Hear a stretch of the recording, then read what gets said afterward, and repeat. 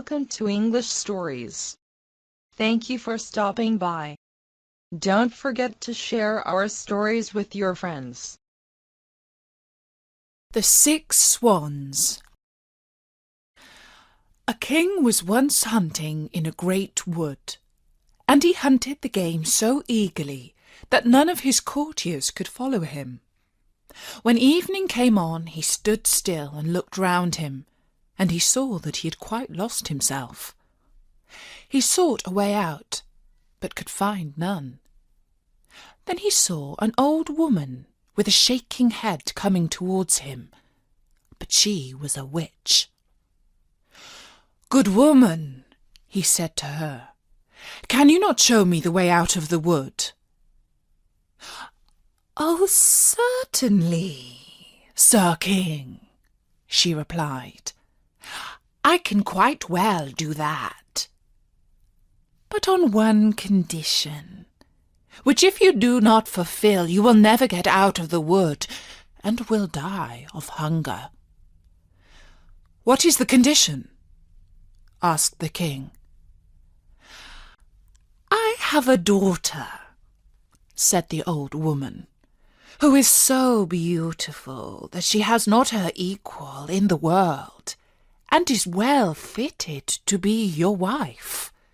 If you will make her lady queen, I will show you the way out of the wood." The king, in his anguish of mind, consented, and the old woman led him into her little house, where her daughter was sitting by the fire. She received the king as if she were expecting him, and he saw that she certainly was very beautiful. But she did not please him, and he could not look at her without a secret feeling of horror. As soon as he had lifted the maiden onto his horse, the old woman showed him the way, and the king reached his palace where the wedding was celebrated.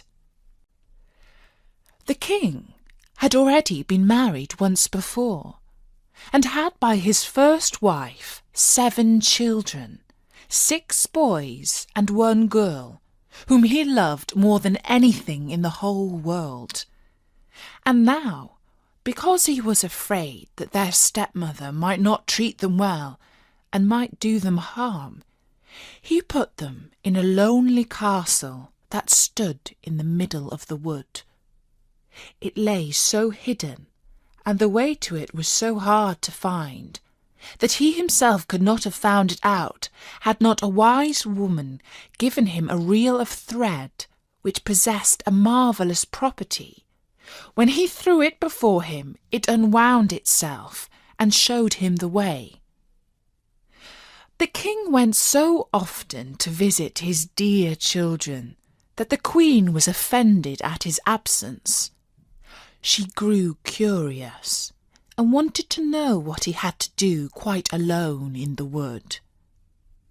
She gave his servants a great deal of money, and they betrayed the secret to her, and also told her of the reel of thread which alone could point out the way. She had no rest now till she found out where the king guarded the reel, and then she made some little white shirts, and as she had learned from her witch mother, sewed an enchantment in each of them. And when the king had ridden off, she took the little shirts and went into the wood, and the reel showed her the way. The children, who saw someone coming in the distance, thought it was their dear father coming to them, and sprang to meet him very joyfully. Then she threw over each one a little shirt, which when it had touched their bodies, changed them into swans, and they flew away over the forest. The queen went home quite satisfied, and thought she had got rid of her stepchildren. But the girl had not run to meet with her brothers, and she knew nothing of her. The next day the king came to visit his children, but he found no one but the girl. "Where are your brothers?" asked the king. "Alas, dear father," she answered, "they have gone away and left me all alone." And she told him that looking out of her little window, she had seen her brothers flying over the wood in the shape of swans, and she showed him the feathers which they had let fall in the yard and which she had collected. The king mourned, but he did not think that the queen had done the wicked deed, and as he was afraid the maiden would also be taken from him, he wanted to take her with him. But she was afraid of the stepmother, and begged the king to let her stay just one night more in the castle in the wood. The poor maiden thought, "My home is no longer here. I will go and seek my brothers." And when night came, she fled away into the forest. Then she saw a little hut, went in, and found a room with 6 little beds. She was afraid to lie down on one, so she crept under one of them, lay on the hard floor, and was going to spend the night there.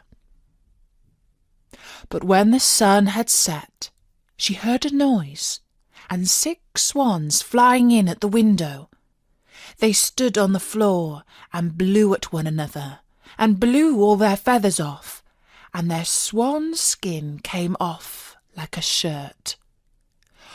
Her brothers were not less delighted than she to see their little sister again, but their joy did not last long.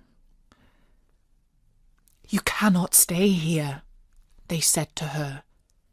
"This is a den of robbers. If they were to come here and find you, they would kill you." "Could you not protect me?" asked the little sister. "No," they answered, "for we can only lay aside our swan skins for a quarter of an hour every evening. For this time we regain our human forms, but then we are changed into swans again." Then the little sister cried and said, "Can you not be freed?" "Oh no," they said. "The conditions are too hard. You must not speak or laugh for 6 years, and must make in that time 6 shirts for us out of star flowers. If a single word comes out of your mouth, all your labour is in vain." And when the brothers had said this, the quarter of an hour came to an end, and they flew away out of the window as swans. But the maiden had determined to free her brothers, even if it should cost her her life. She left the hut, went into the forest, climbed a tree, and spent the night there. The next morning she went out, collected star flowers, and began to sew. She could speak to no one, and she had no wish to laugh, so she sat there, looking only at her work. When she had lived there some time, it happened that the king of the country was hunting in the forest, and his hunters came to the tree on which the maiden sat. They called to her and said, "Who are you?" But she gave no answer. "Come down to us," they said. "We will do you no harm." But she shook her head silently. As they pressed her further with questions, she threw them the golden chain from her neck, but they did not leave off, and so she threw them her girdle, and when this was no use, her garters, and then her dress. The huntsman would not leave her alone, but climbed the tree, lifted the maiden down, and led her to the king. The king asked, "Who are you? What are you doing up in that tree?" But she answered nothing. He asked her in all the languages he knew, but she remained dumb as a fish. Because she was so beautiful, however, the king's heart was touched, and he was seized with a great love for her. He wrapped her up in his cloak, placed her before him on his horse, and brought her to his castle. There he had her dressed in rich clothes, and her beauty shone out as bright as the day, but not a word could be drawn from her.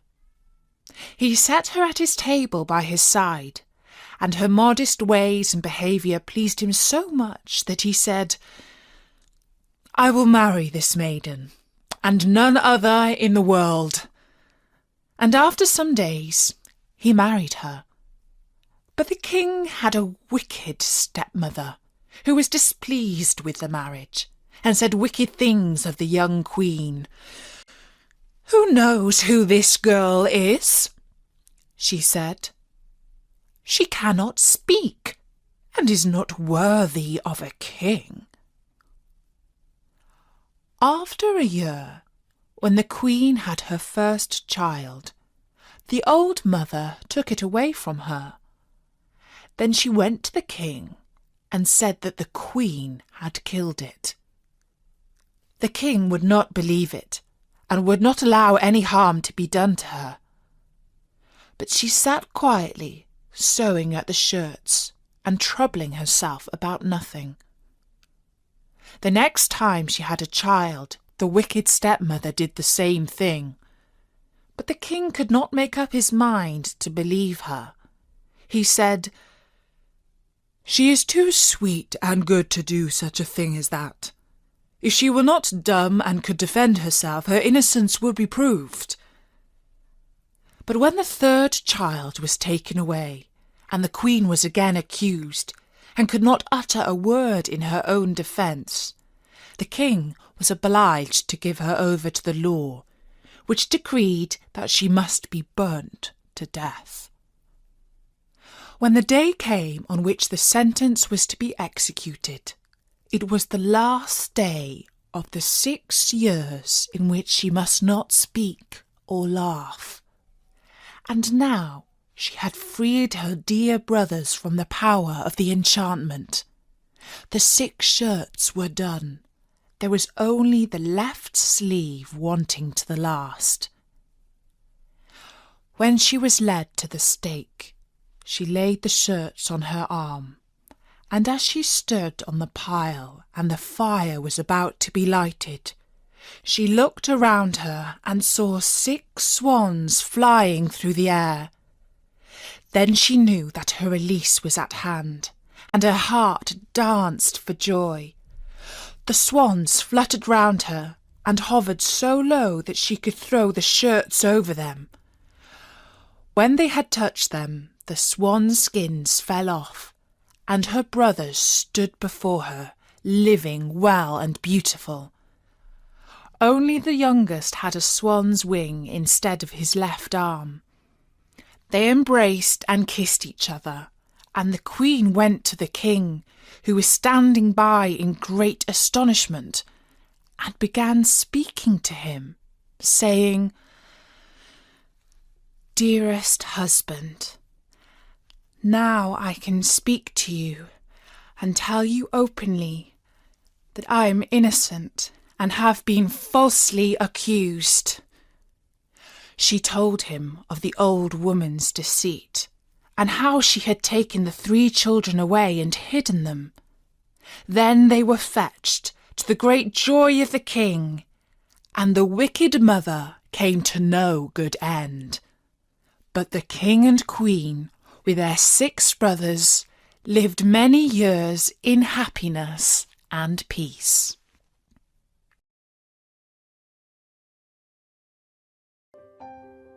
Continue your learning and listen to an English story.